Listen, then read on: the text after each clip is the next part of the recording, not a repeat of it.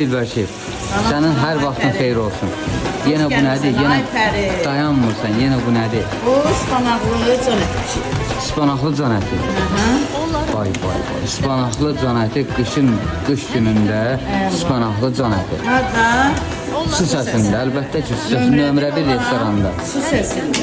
Bəli, bəli. Bu bax öz suyuna düşür, öz suyudur. Öz suyunda pişir. İndi bu suyu çəkiləcək. Soğan vuracaq, qovurup ıspanağı. Yeməyimiz ondan sonra hazırdır. Suyu çəkiləndən sonra soğan burasında. Suyu çəkiləndən sonra soğanı vuracaq. Dilbər şef. İndi şöyle qovurup hazır. Soğanı içərisində qoyulacaq da. Yeməyimiz hazırdır. Gel, yakın gel, yakın gel, yakın gel. Ispanağın kökü pişir.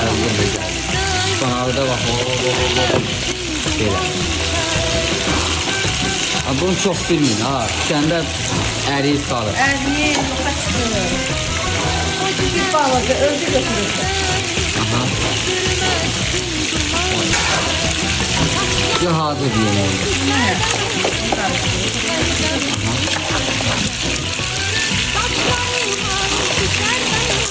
Yeməğimiz artıq hazır. Buyurub gələ bilərsiniz. Sağ olun. Hada Su səsində əlbəttə. Yeməklərimiz yaxşı ya. Sağ olun. Əlim qolum var olsun. Çox sağ olun.